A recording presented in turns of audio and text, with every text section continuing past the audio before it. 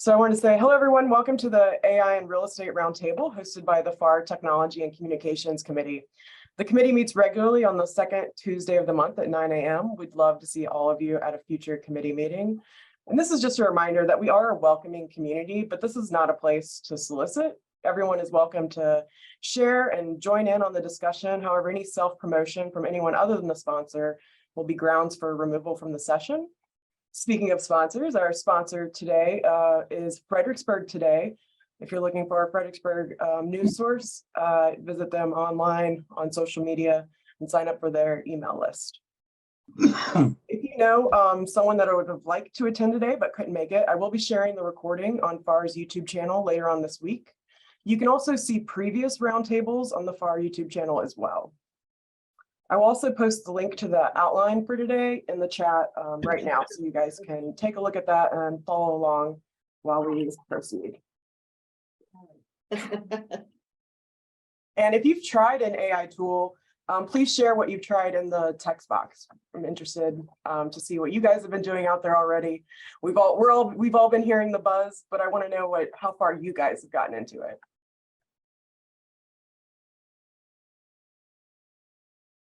Or for those of you who have your cameras on, or for those of you who don't, hopefully you guys know how to use the raise hand feature in the Zoom session. Raise your hand if you've given AI a try so far. All right, I see me, Will, Tamar, Barbara. All right, so it might be making a few of us a little nervous. It's uncharted territory, but hopefully you guys are checking out the handout right now. I see Penny's used Canva before. Canva Magic Write is a new addition to Canva. That's one we've been using. Hello, everyone at First Choice. Thanks for joining us today. So Will King put ChatGPT, Midjourney, MyMind, Canva. There's so many tools out there right now. I don't know if you're like me. Every time I go to ChatGPT, it's at capacity and I can't get in. So I've just been using Canva Magic Write. So starting off the discussion, I know some of you are probably like me, like, haven't we had AI this whole time? Isn't it running our social media algorithms and things like that? And there's a difference between sophisticated algorithms and AI or machine learning. So the simplest way to differentiate between the two is whether the system requires instructions, as with automation, or does its own thing with little input from humans.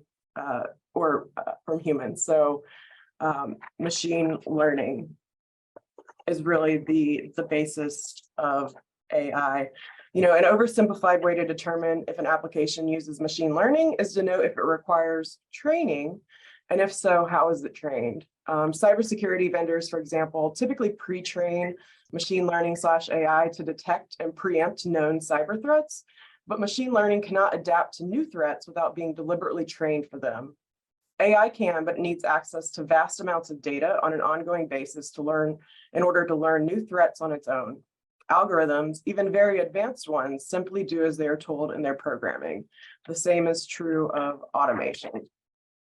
So some things that you might have thought might have been AI, but aren't really, things like coupon generators, online ad matching. Those are basically just using your previous purchases and what it knows about you to give you, other recommendations. Chatbots. Although we're kind of in the middle of the technological revolution with those, right now, a lot of those are pre-programmed answering questions that they know you're going to ask and things like that. Same with like your car diagnostics. If your car is telling you it's time for an oil change, it's not machine learning. It's just using standard car information to tell you, your oil should be changed every so miles, tires should contain X amount of air pressure and things like that. Does anyone else have any other examples of things that aren't quite AI that we might be thinking that they are?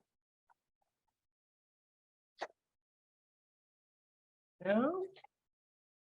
So Lauren, it's Paige. I'm going to go out on a limb here because I know nothing about all of this. But so when we do a Google, say I'm doing a Google search for new towels at my house, and then suddenly a bunch of towel ads show up in other places. What is that? Or does anyone want to explain to me what that is? It's because the Google is analyzing your search terms. I think Will, you Yeah. might have something to add there too. Yeah, essentially what's happening is there are little trackers. When you search for, like, say, towel, right? There's a little cookie thing that gets, like, put on your computer that says this person's interested in towels, right? And then the the ad networks are just reading those things and saying, like, oh, this person's interested in towels, let's show them some towels. It's essentially a simplified version of how it works. And you may notice that too. Our apps, even though we do grant them permission to do things, are guaranteed to be listening to you a lot of the time. So if you're talking with someone about going somewhere specific, buying something you've never bought before, you may start seeing those in your feeds because your apps are tracking you and what you're doing. So you may not even have to technically search for anything for things to start coming up. How is it tracking us? Is it Lynn? Well, it could be your microphone. It could listen to anything you're saying. That's scary. Yeah, that was gonna be my question is that I could be talking to somebody about something and then all of a sudden stuff starts coming through. So. Hey, well, chime in. Yeah, so they're not actually listening to your recordings. They're not actually processing that. To do that for every single human on this earth would be computationally way too expensive. What they're really doing in the background, when you get an ad for a thing that you were talking about with your friends, this is just pure correlation. It correlates that people have been searching for these things, people you were talking to have been doing things on the web around those things, and it's just a correlation. It just happens that it's right some of the time, and we often remember the times that it was right and not the times that it was wrong. Good point. Good point, Will. So I see that some of you have tried Canva, ChatGPT. What have you been doing with those tools so far?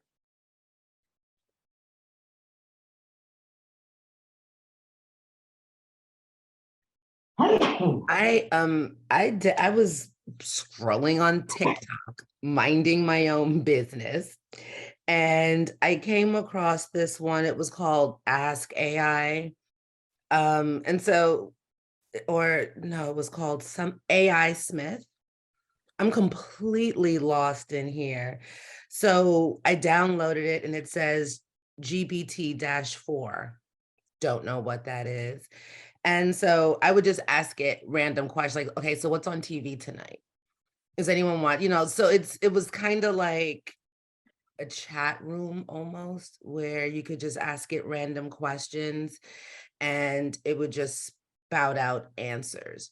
So I'm like, all right, not sure about what the point is, but the more stuff I see on TikTok where it's writing essay papers and at this point, residential sales contract offers and providing, CMAs, it's just like, okay. And then I've seen realtors do discussions about how to leverage it and create your own digital image so it can't be cut. So it's like, okay, this thing is growing faster than I'm understanding it, so my experience is 11:30 at night and being curious, trying to figure out what this thing does on my own. Did it get the answer right to what was on TV tonight? It did, but the more specific my questions got, it just got random. Like it was just all over the place, so I'm like, but because I get started general and then I got specific, and then it kind of took on a life of its own, started making up stuff. And I was like, okay, I need to leverage this in a way that I don't understand. Well, you've definitely found one of the downsides. You know, it's not going to know specifics of certain programs, things like that. Once you get into really niche subject matter, that's where you're going to find where it struggles. So really the real estate agent who understands the tools and how to use them is going to be more prepared to handle these types of things going forward. So a few of the things you can do with AI is you found you can kind of have a conversation with it. You can generate content, things like listing descriptions, like Penny posted, social media posts, scripts for videos, letters, social media captions, images, repurposing content. You can take long form videos or Zoom meetings and put it into some of these tools, and they can extract snippets for you and various formats. So it's a great tool for repurposing content you already have, in addition to summarizing content as well. If you have a few pages that you need to summarize, it will definitely do it quickly for you. Again, you do want to have to review everything that comes out of there, just to make sure it's really capturing what you want to say. And then again, if you're writing listing descriptions, you're definitely going to have to review all of those very meticulously, because you don't want to run afoul of fair housing laws. We also put in the handout, there's a link to some fair housing terms, just to keep in mind if you are generating listing descriptions. And I know people are definitely doing that already. I know a couple, I've seen a template from like, I believe the paperless agent, where they basically already made a chat GPT prompt. And then they basically gave you about maybe 12 to 15 fields of what you would find in a house, you know, things like how many bedrooms and things like that. So if you were to, you know, add that information and copy and paste it into chat GPT, it could definitely spit out a listing description for you. Leanne, I don't know if you're on the call, but she had a very interesting question the other day. It's if you're writing listing descriptions and you're not using it for every client, are you going to run afoul of fair housing laws? And that's a very interesting question. I don't know if I have an answer for you, Leanne, but it is something to think about. If you can put it into your process for how you treat every client, that would certainly be a little more on the safe side than not. I do have a couple more questions about what could get me in trouble with AI. There could be scenarios where listing descriptions created by using AI could unintentionally include language or descriptions that are not intended. It is also important to remember that real estate professionals have a responsibility to their clients to be honest and truthful. So anything that AI generates for you, please review carefully. If you need the fair housing reference list, it's there in the chat for you. And like I said, as you get even further down into things like laws and even political letters and things like that, you may find that those tools aren't going to provide you with exactly what you're looking for. As staff, we've done some testing too. A couple of our jurisdictions are looking at raising the real estate tax. So we were trying out some prompts in Canva Magic Write, and it refused to give us answers to a few of our prompts because it said the reason was this is a political topic and we will not provide that. That was Canva Magic Write. I don't know what your results with Chat GPT was, but if you can find a time where they're not at capacity to get in there, feel free to try it. Does anybody have any questions or anything so far? I don't know that we're there yet, Lauren, but my big question is about the copyright aspect of it. Do we need to cite what products we use when we're using AI? Do we have to put it in quotation marks? Is there anything required of us if we're using AI platforms as part of our business practices? That's a great question. I'm not aware of anything, but maybe Alex, maybe you can chime in. Sure. Good morning, everyone. Thanks for having me on this morning. So it's interesting because we're sort of at an inflection point here with this technology. It's moving so rapidly that our laws and regulations haven't been able to keep up yet. In fact, if you guys have heard people like Elon Musk and people like that are asking for a pause in further development of generative AI, it's for this reason. This is one of the reasons is we want to sort of create a bill of rights as to what needs to be done and sort of let the laws catch up. It's interesting. There's a debate right now as to whether generative AI should be considered a co-author when you're using it to write things. And really the question becomes, is it just a tool, or are you using it for verbatim for what it's posting for you? Me personally, those of you guys who don't know me, I'm a practicing attorney and a practicing realtor in Bucks County, which is right outside of Philadelphia. For me, it's been an incredible productivity tool, but it doesn't take away the judgment of the individual that's using it. So you still have to take the information that provides you, and you still have to review it, and you still have to look at it to make sure that the things that it's generating for you are not running afoul of any local laws or federal laws, and in particular in your jurisdiction. It is pretty comprehensive and robust. I think I heard previously that somebody said that when you get into further niche type stuff, it's not that great. But quite frankly, I've seen it provide very detailed niche law information for me, and particularly with GPT-4. But you still have to review it. So it provides you responses that are that seem very confident because of the way that it writes. But it could be very confident, inaccurate information. So it can't take away from the judgment of the individual that's still utilizing it.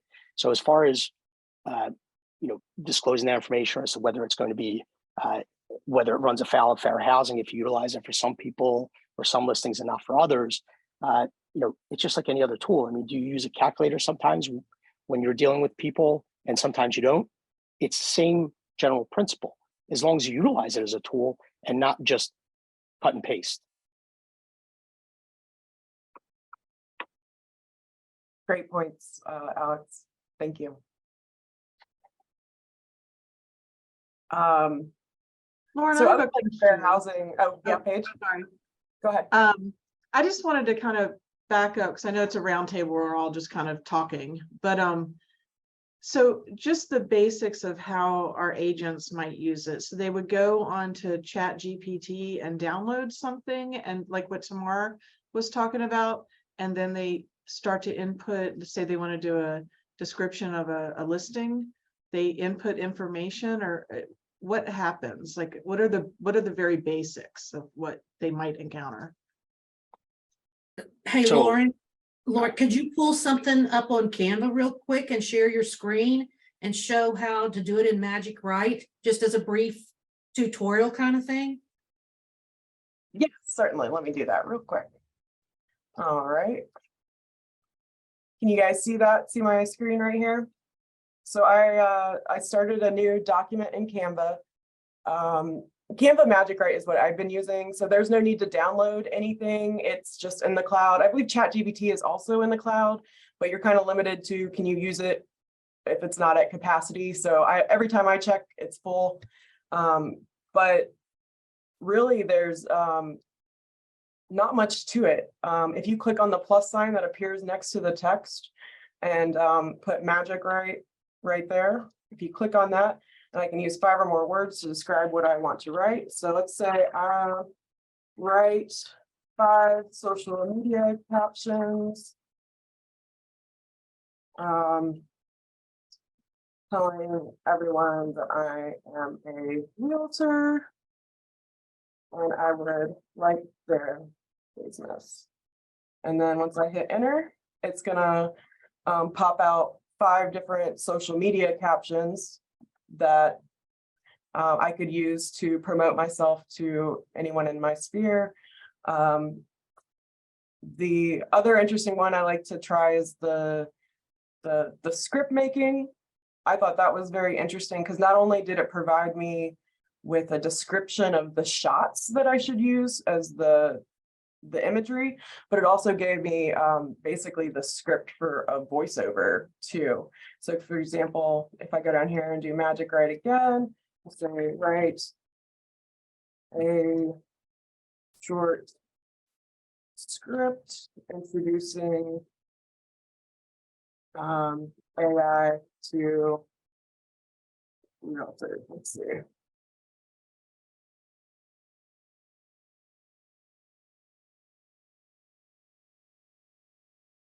So this is what I provided for the short script. A realtor sits at his desk staring at his computer screen. Suddenly an AI assistant pops up on the screen. Hi, I'm an AI assistant here to help you with your real estate business. Whoa. So it gets pretty interesting. So it just depends on the tool. So in the handout that I provided, we have there might be a list of about 20 different AI tools. Some of them generate images. Some of them, like I said, repurpose your content. So it depends on what you put in there. There's just such a wide spectrum right now of what's available. There are ones that, for example, you can take pictures of your rooms in your home and then tell it how to change everything in the room.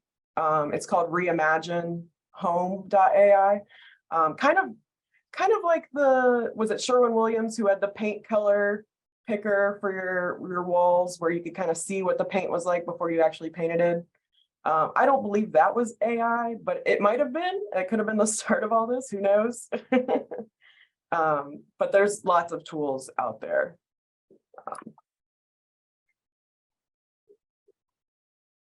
What do you think, Paige?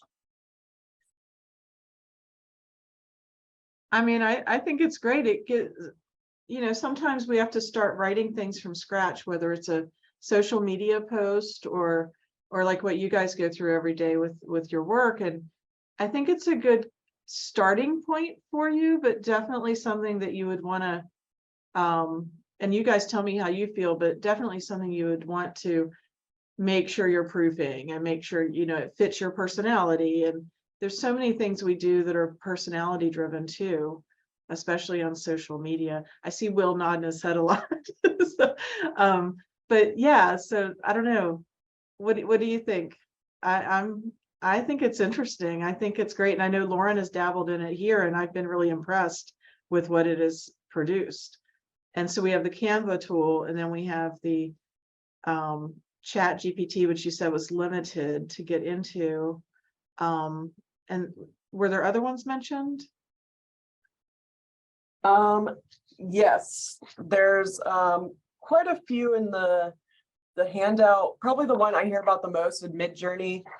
And Kevin says everyone should Google bias and AI before using any of this data. The algorithms used are chosen by people. Outcomes of what you try to generate may not be appropriate for your audience. Good points, Kevin.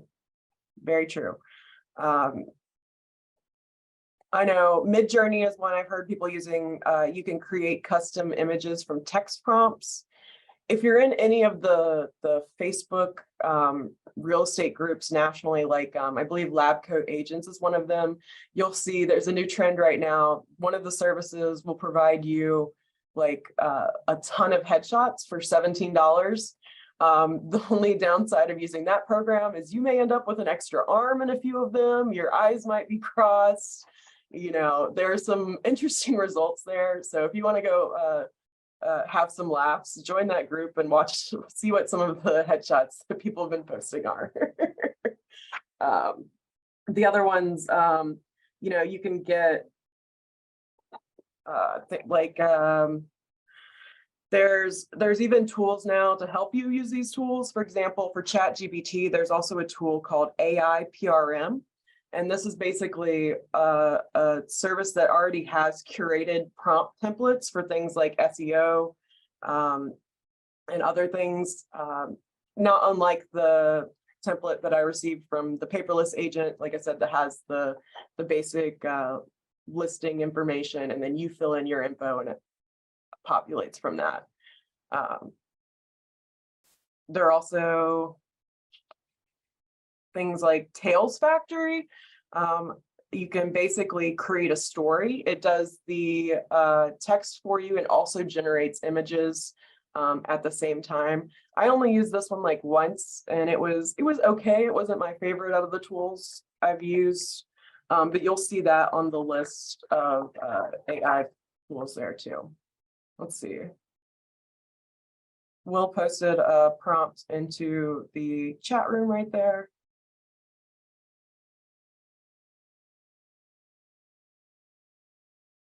Thank you, Will. Appreciate those prompts. And that is a good point. Prompt 2, you can add tone. You can say, make it funnier once it puts something out. You can obviously adjust many of the things it generates.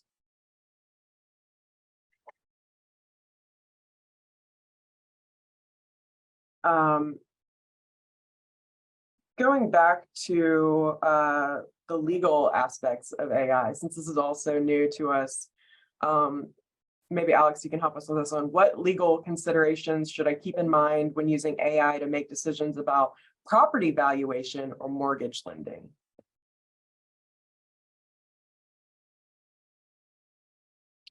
Yeah, so I mean, look, it's similar to any other valuation model or anything else that you use. I mean, you need to be able to make sure that, I guess the first thing is that you guys are talking about a bunch of different models here that you're utilizing, Canvas and those such things. I'll tell you that my experience has been strictly with ChatGPT, and just to back up with that, I know, Lauren, you mentioned that it's been difficult getting in, and there's about 13 million users a day on this thing. I personally subscribe to GPT Plus, which allows me access to GPT-4. It also provides access constantly. I've never had an issue. It limits the amount of response time, but it allows me to go back to the legacy 3.5 version as if I reach capacity of it for the day. And that's $20 a month roughly if you end up wanting to use that. But I think that as far as legal considerations, I mean, again, you have to keep up with fair lending laws, just like you would with anything else. I mean, nothing changes. I think that the more people understand that generative AI is a tool and not some some individual out there, because it does have human-like qualities, having the ability to have a conversation with it, I think that you'll utilize it better as a tool. You have to make sure that the algorithmic bias. I think I saw somebody write to Google the bias of AI. I think that's been a bit overblown. If you guys ever get a chance to listen to, there was a podcast with a guy by the name of Lex Friedman and Sam Altman, who's the inventor or the chief operating officer of OpenAI. They had a big discussion about that bias issue, and it's a bit overblown. Of course, to some extent, everybody, as they program it, they have their own biases, and it could be inadvertently entered. But you have to be able to see those as you utilize ChatGPT to get the responses that you're looking for. Data privacy, security, those are big issues, as they are with any kind of technology. You have to be able to protect the information of the people that you're getting information from, which I've come across most realtors seem to be pretty careful with that, or it extends to this as well. You have to just be careful, because remember, what generative AI, especially ChatGPT and some of the ones that I don't know are, they're asking, you're providing them information, they're utilizing that information for prompts and responses moving forward. So you just have to be careful with what you're entering in there. Me personally, what I tend to do is I leave out names and specific data. I let it generate the information, and then when I enter it into, like, let's just say a Microsoft Word document, only at that point do I enter in the data that's necessary for my specific question or issue, or in some cases, legal complaint or document or legal description for something. Again, you have to be careful, just like you would with any other valuation model. You have to be careful with the bias that it provides. For example, maybe it's skewed in the information it provides. I think I heard somebody mention earlier about that they were asking about 11 o'clock news or something, or 11 o'clock what was on TV. It's interesting because ChatGPT itself has only information up to 2021.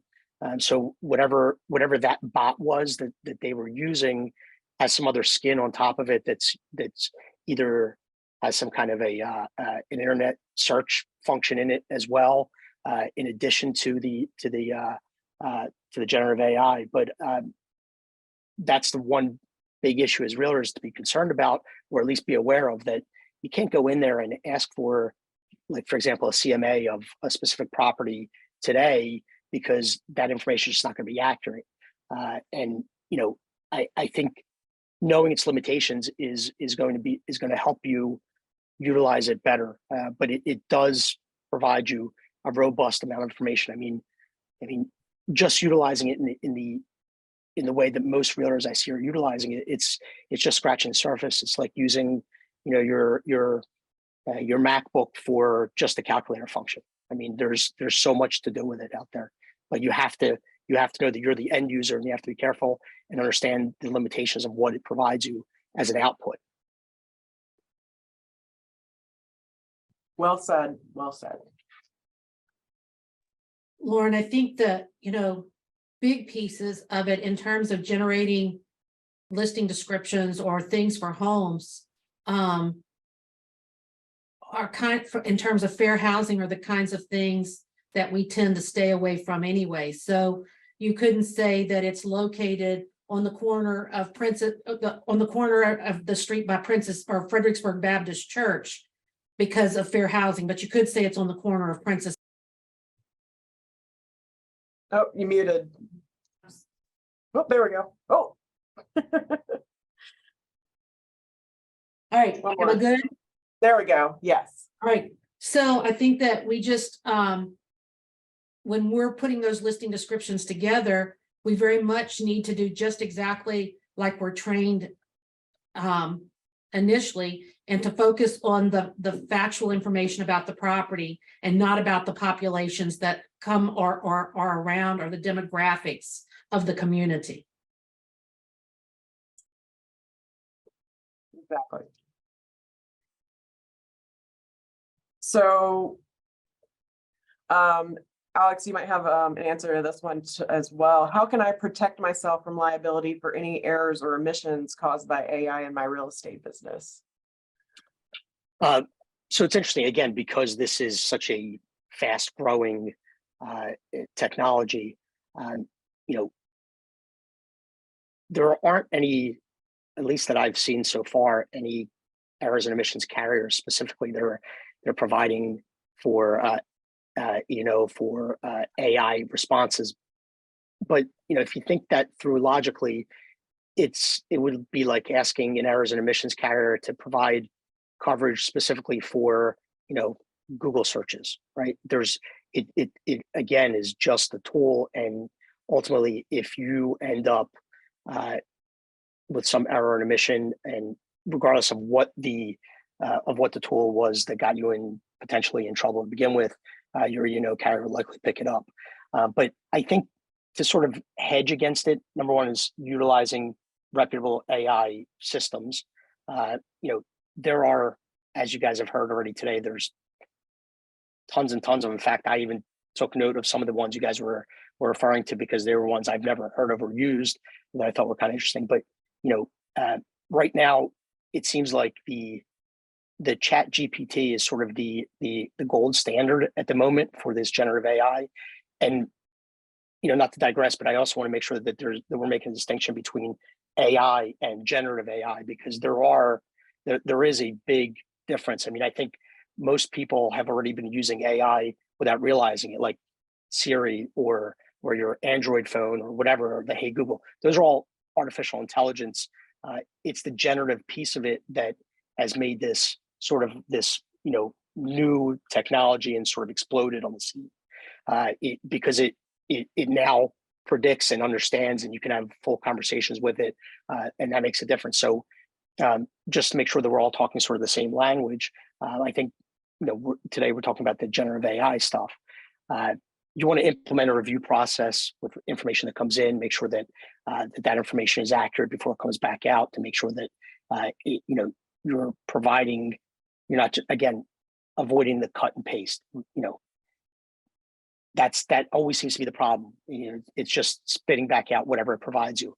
You just have to make sure that you look at it, training and educating people that are working with you or working on your team, to make sure that they're looking for sort of these fair housing laws, or these biases or misinformation that potentially provide. And you want to obviously maintain clear communication with your clients, as you always do as well. Make sure they understand that that the information that you're providing could be coming from these generative AI, but you can utilize it as a marketing niche, right? Look, I'm using this technology, it's new, it's cutting edge, but sometimes it has misinformation, but we try to do our best to make sure that it provides you proper information. One of the things I've started talking to private brokers about is creating an in-house ethics compliance program from themselves. Hey, we're going to make sure that we keep ethical standards, and make sure that anything that we use that's generative AI, that information is not biased, that it provides accurate information, and you can create sort of your own in-house ethics compliance, and that's a good way to sort of right now, because there isn't any kind of federal or any states that I'm aware of that have created regulations specific to AI. But that would be a good way to sort of go above and beyond that as well. And develop risk management plans, which a lot of people already have as well, in-house. Make sure you understand that you can identify, assess, mitigate any kind of potential risks that are associated. That would sort of go with that ethics and compliance in-house piece as well. Great points. Any questions from anyone? So we've talked kind of a lot about how it can really help you in your marketing and things like this. Actually, Penny asked, Alex, do you have a template you've recommended to brokers for that ethics So, system? I mean, it's something that we're starting to collaborate with. At this point, I haven't developed a piece specifically, and it's going to vary from brokerage to brokerage, and law firm to law firm. But I mean, it's something that can be developed collaboratively. It's really new. Like I've only started utilizing it since GPT-4 came out, which was less than a month ago. So it's sort of in development at the moment. I'm curious, how much are you paying for GPT-4? It's so it's not just GPT-4. It's called GPT Plus, and it gave us access to GPT-4 as soon as it was released. But it's $20 a month. Okay. Very, very reasonably priced. Yeah, definitely. So what's next for AI? What do we have coming next? I've read a little bit about in real estate, this one I'm not so sure about. It says predicting when a building or home will need maintenance. I think we can kind of judge based on lifespans of materials and things like that when maintenance needs to be done. But the prediction is we might have AI monitoring the whole house at some point, and then the flip side is do tenants or the homeowners have reduced privacy because of those tools in the house and things like that. Another one, basically it learns like the home automation, if the tenant's gone these times and things like that, that might be coming our way.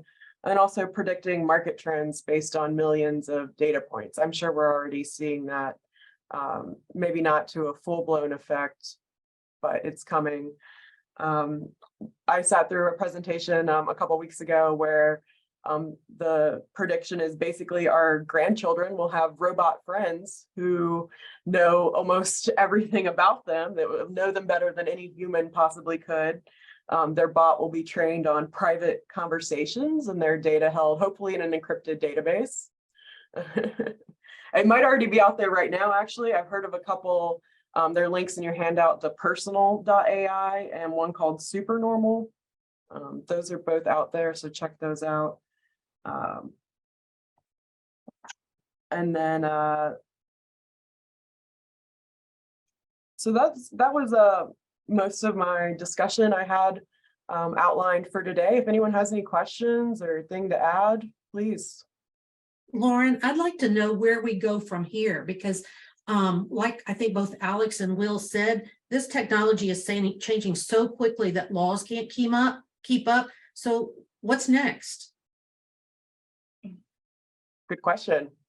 Will, Alex, do you have any insights for those questions? Will? The future is very uncertain. That's all I gotta say. It's moving so fast. It's moving faster than anyone, even AI researchers, anticipated. The ChatGPT based on large language models, 3 years ago, no one knew what would happen if you gave a language model lots and lots and lots and lots of data. They didn't know that suddenly you would get useful output by just having conversations with it. And so it's very uncertain. Like auto GPT is coming out, is on the horizon. It is essentially GPT that can talk to itself and reason a plan and make actions. And it's Is it called Skynet? I'm just kidding. I just watched a version of something that looked like it wanted to build Skynet, but I think it was just a marketing thing. But Lord God, I hope it is. But it's the space is moving so fast, and I wish I had a better answer. I don't know where it's going. Yeah, I would agree with Will on that. I mean, I think that it's impossible to predict what happens at the moment, unless maybe you're a chat GPT. But even just by example, just chat GPT, look, the public facing version of OpenAI only came out in end of November. My daughter's a freshman in college. I mean, so it came out end of November.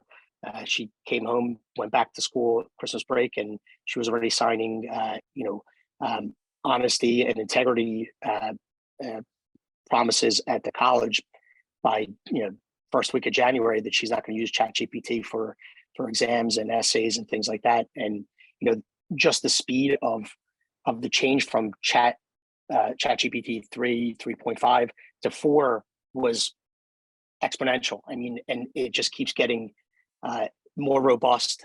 And now, because it's an open AI, there's all these additional companies out there that are taking that information and just running with it and creating all these different products and skins and things on top of it that are sort of making the technology even more robust.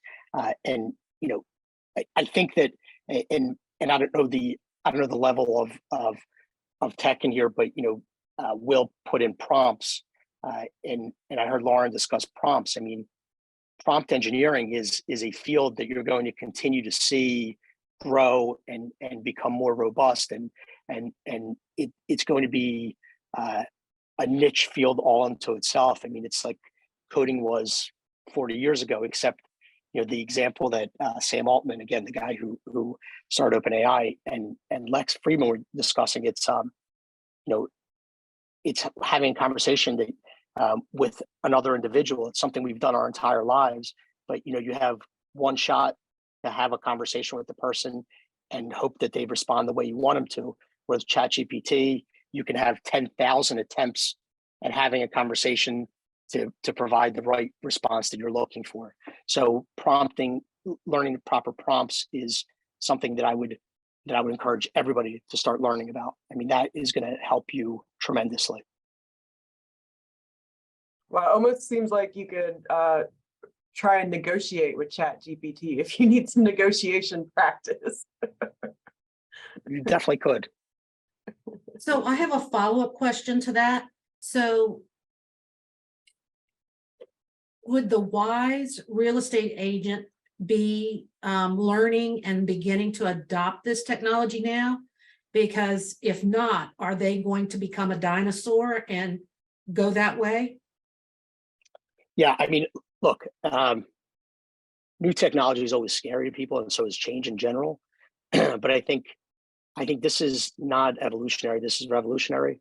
This is from a time when our multiple listings were books, and we would go on caravans to look at properties, to going to the internet and having all that information on a mobile phone. I think that this is sort of this next inflection point. I think it's important to jump on this now and start learning it. Absolutely. This is like the first year of Google, like the first year of smartphones. That's what this is.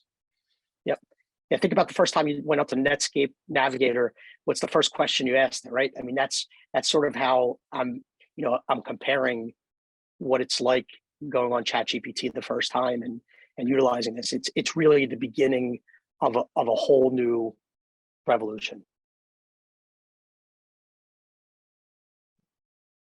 If any of you all want to listen to or look at some posts, if Facebook, make Marky, Marki, Lemons, Lemons, Ryal, Ryhal, make her your friend on Facebook. She talks a whole lot about ChatGPT and AI. And for you all who don't know Marky has been in technology forever. She's always right at the cutting edge, and she's been all over the United States in the last few months talking about this at the associations who have invited her. And she generally pretty much posted on Facebook every single time she's there. So if you want to know, I mean, she gives you examples, she tells you how to do it. You should follow her and look at some of the things that she's doing. In fact, some of the tools on my list are directly from Marky's presentation to another association. So yes, she's a good person to follow for sure.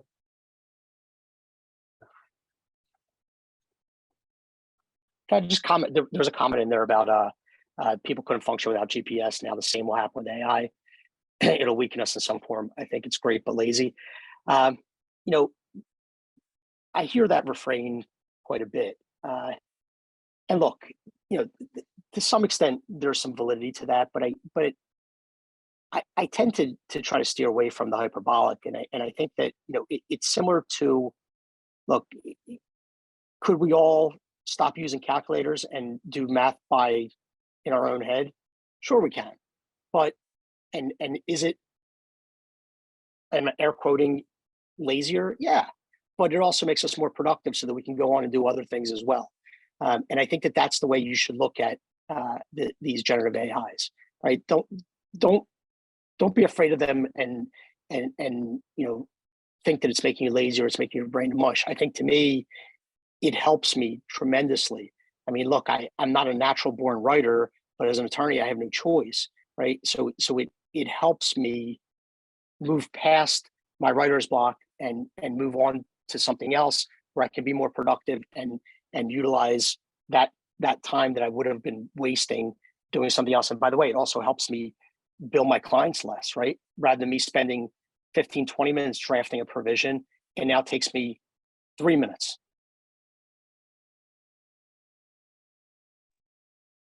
If I could add to that, people who have mush for brains and who are lazy are not going to get a lot of use out of it.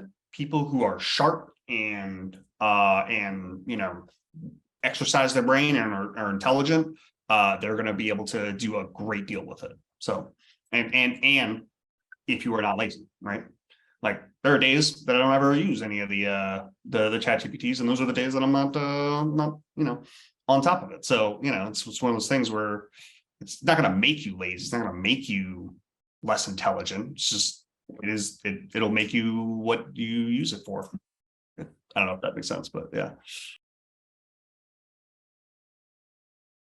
Good point, good point. Does anyone else have any other questions?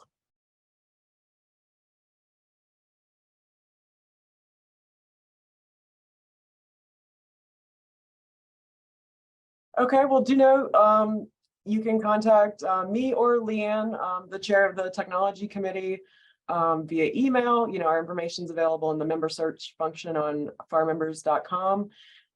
We'd love to see how you're using it in the future. This is definitely a topic that's going to stay on the technology and communications committee. Maybe not our agenda, but we're definitely going to keep it in the forefront, especially as all these new developments are made, as more tools are released. There's a lot out there. So if anyone's done anything pretty cool with AI, you know, post it in the chat. But also feel free to let us know at the technology committee, and we'll share that information too. All right, thank you guys all for joining us today. I really appreciate your willingness to participate, and excited to see what you do out there. Have a great rest of your day, everyone, and we'll see you next time. Bye. Thanks, Alex. Thanks, Will. Bye.